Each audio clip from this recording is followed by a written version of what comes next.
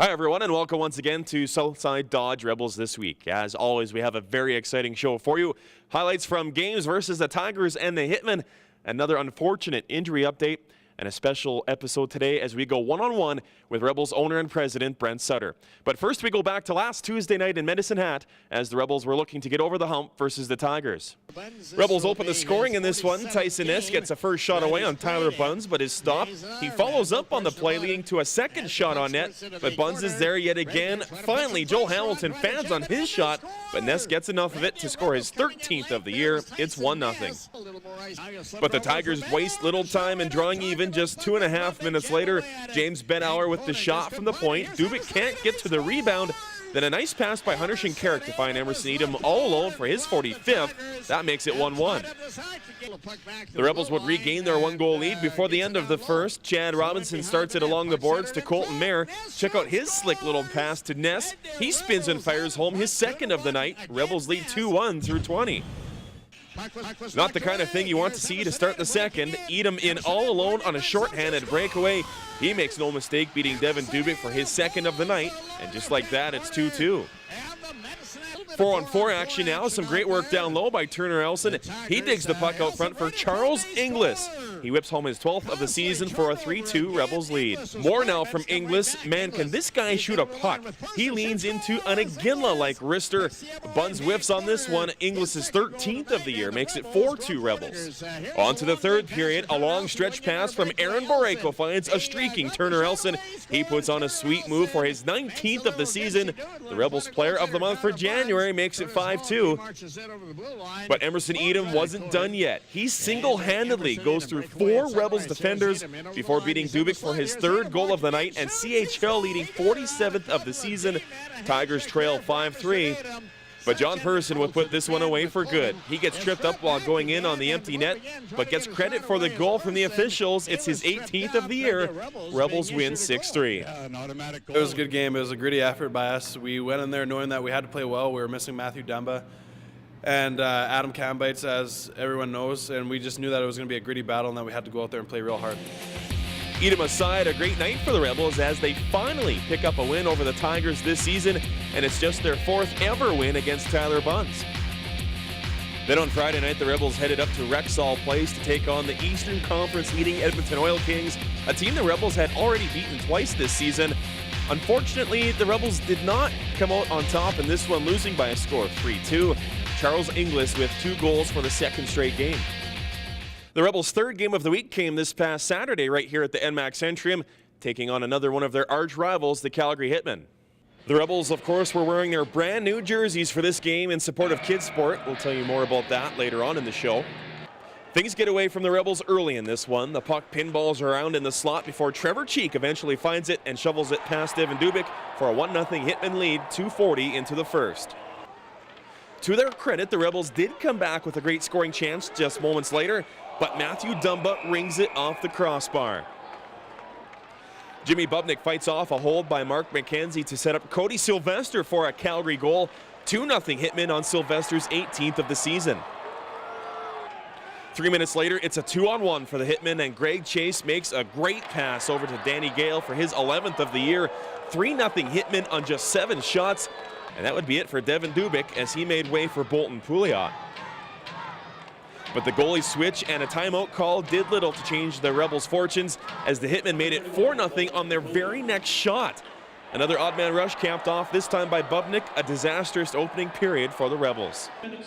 Rebels get a 5-on-3 power play to start the second period, and they take advantage. Charles Inglis and Colton Mayer set it up for John Person. He finds time to put home his 19th of the season. Rebels trim their deficit to 4-1. It's late in the second period when the Rebels climb to within 4-2. Alex Petrovic's point shot is tipped past Chris Drieger by a Hitman defender. Petro's 5th of the season makes it a 2-goal gap heading into the third. But the Hitmen would not allow the Rebels to come back in the third period like they did against Tri-City. Bubnick puts it on a platter for Cheek to rifle home his 2nd of the game. No chance for Pouliot. It's a 5-2 Calgary lead. Bubnick would then add an empty netter for his 5th point of the game. Hitmen wins 6-2. You dig yourself a hole like that, it's tough to come back. And in the first period, we just we just made some costly errors. The first 2 goals, we were just soft on the puck. The first goal, we had 5 guys in the slot area and a loose puck, and everybody was kind of puck focused and nobody boxed out. And the second one off the rush it drove the net, and again, given the second opportunity, didn't box out in front. And the next 2 goals, were just mental errors. I thought, young Hack and Thiel, we've asked them to play a lot of minutes here the last couple of nights, and I thought that caught up to them a little bit tonight. They were trying hard, but they made some mental mistakes that you see when guys are overplayed a bit, and they've had to play 30 minutes a night here the last couple of nights. 2 points each for Inglis and Person. The bright spot for the Rebels, unfortunately, Mathew Dumba had his 7-game point streak come to an end. The Rebels losing 2 points in the race for the final playoff spot in the Eastern Conference. Brandon sitting at 55, the Rebels at 51. John Person continues to lead the Red Deer Rebels scoring race with 47 points on the year. Turner Elson sitting at 42. Colton Mayer climbing the rankings tied with Mathew Dumba at 38. Here's what's on tap this week for the Rebels. First off, it's a Wednesday night home date with the Prince Albert Raiders starting at 7 o'clock. Then on Friday, the Rebels visit Cranbrook to take on the Kootenay Ice. Saturday night, the Moose Jaw Warriors visit the NMAX Centurion for a 7:30 face-off. Last Wednesday, Rebels defenseman Mathew Dumba took part in the CHL-NHL Top Prospects game in Kelowna. And as we've come to expect, the star Calgarian made his impact felt with both a big hit and a third-period fight. One night earlier, he took part in the hardest shot event at the skills competition, clocking in with a blast of 91.8 miles per hour. Dumba, as we know, is ranked 7th amongst North American skaters for the upcoming NHL draft. It was a great experience. It was an honor and a privilege to go to that game, and it was lots of fun when I was there. It's a different kind of all-star game. People don't realize how intense and competitive it really is. You go out there and everyone's trying to prove a point, and everyone wants to make a name for themselves and stand out. So that willingness to compete and battle in all the scenarios on the ice is really high compared to anything else that people have ever seen. An outstanding January earned Turner Elson Player of the Month honors for the Rebels. The Calgary Flames prospect and St. Albert native had 5 goals and 10 assists for 15 points in 13 games played. Well, here is the latest look at the Red Deer Rebels injury situation. Patrick Bartosak had his shoulder surgery last week. He'll be out for the rest of the year. Justin Weller dealing with that broken wrist. Adam Cambite's out for 6 weeks with an ankle injury. Aaron Borrego, one of the 2 latest injury additions with a concussion. Colton Mayer also joins the injury list with an upper body ailment. He's out 3 to 6 weeks. Cale Detzel and Devin Thafford are both out for at least the next week. Coming up after the break, we go one-on-one with Rebels owner and president Brent Sutter. Southside Dodge Rebels This Week is presented by Southside Dodge Chrysler Jeep in Red Deer, Alberta.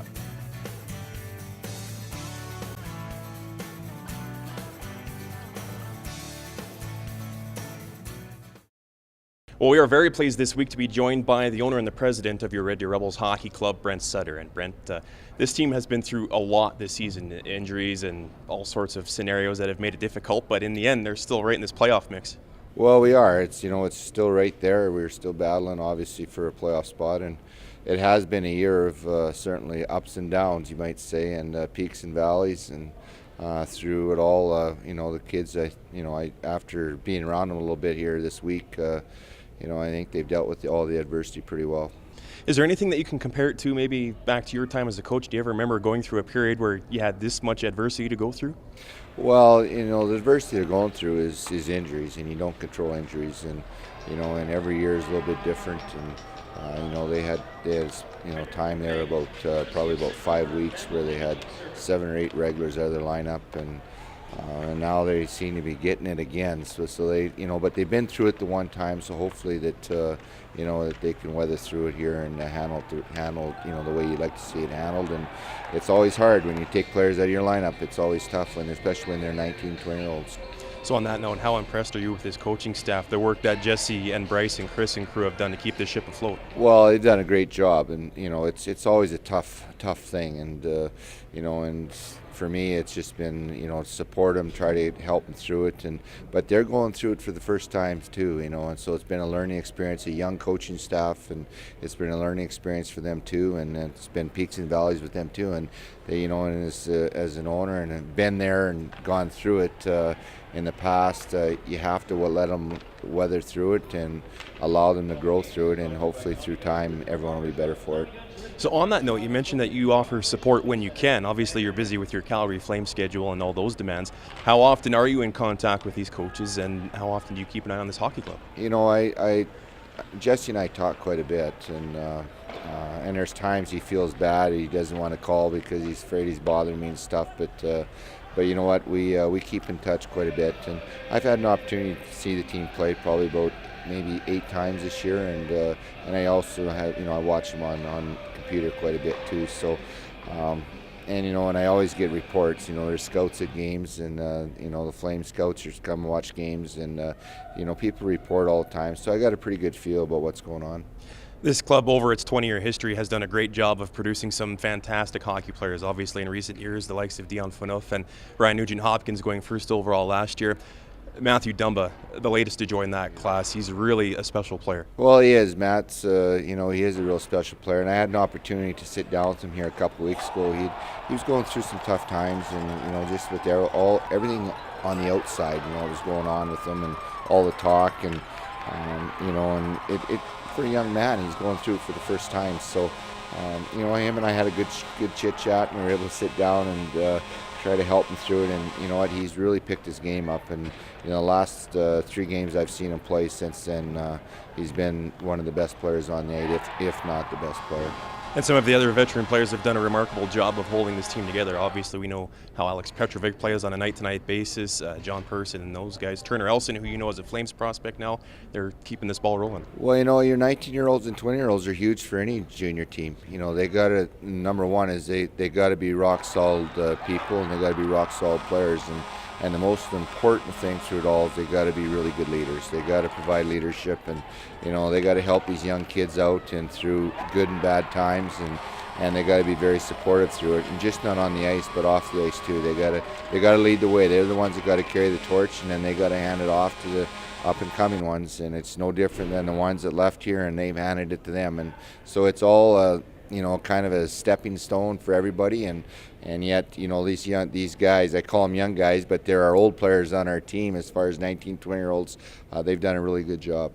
And it's funny how things come together, because your two teams, as far apart as they are in different leagues and stuff like that, there's always little relationships that pop up, and it wasn't too long ago that the Calgary Flames brought in a guy you had here in Red Deer all those years ago. And Dion. Yeah. Well, and Mr. Jones, who got in the trade there. Just here recently. Yeah. Okay, yeah, no. Jonesy, it was a thing that was, I got, after we were actually playing in Boston, it was a night we got beat bad, and Jay came down after the game and asked me, he said, Brent, would you want Blair Jones in Calgary? And we had an opportunity to acquire him. I said, by all means, we really liked the way he played in Tampa Bay, even though he's in a 4th line role, but we really felt that if he had an opportunity to play, that he could be a real solid player for us, and he's come into Calgary and he's done a really good job.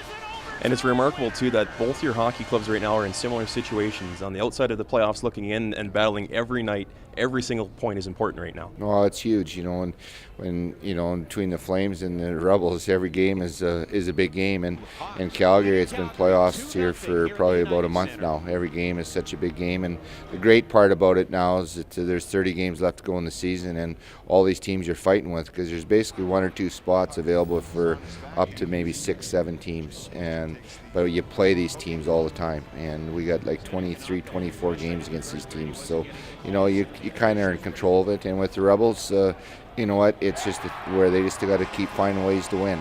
Keep pick away at it, and their games in hand. It's obviously the one team they're chasing is Brandon, and it's the team who got to catch. So these games in hand, they're all huge. Off the ice with the Rebels, Brent.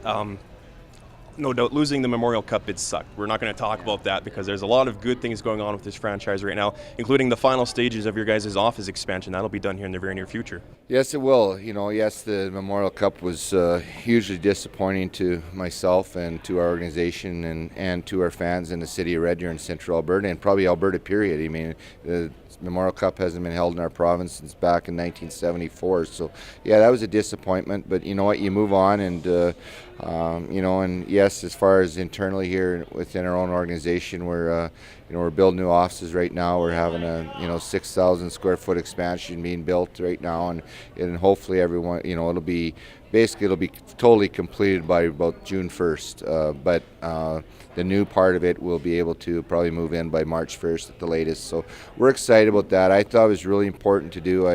If your organization is going to grow, and we built a brand new dressing room here 5-6 years ago now, and built it in shell standards, and with the expansion in the building going on here this spring, in May or June or wherever it may be, where we're going to add another 12 or just about 1,200 seats and another 13, 14 suites in the building. So, there's certainly been lots of growing going on, and we're all excited about it. And it's a great place to play. Central Alberta is, you couldn't ask for a better place for major junior hockey.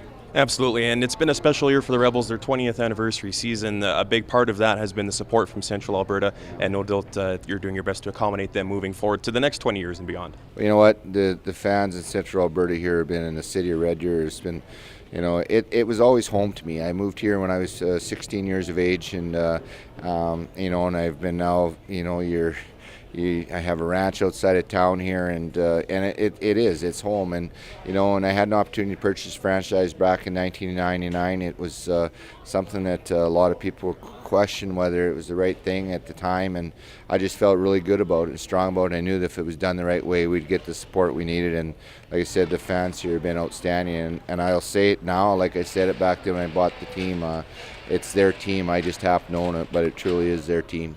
Well, it's been a lot of fun so far. Brent, really appreciate your time. Yep. Thanks for this. Thank you. Appreciate it. Good luck the rest of the season with the Flames and the Rebels. Yep, thanks a lot. Rebels owner and president, Brent Sutter.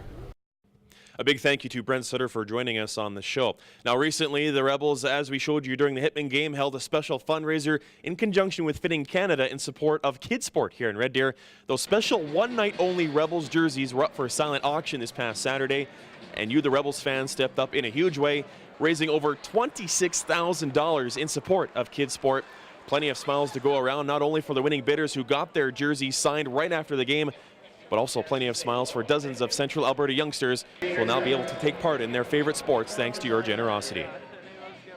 That'll do it for this week's show. Thanks again for joining us. As always, follow us on Twitter, Facebook, and online at rebelsthisweek.com. We'll see you next time.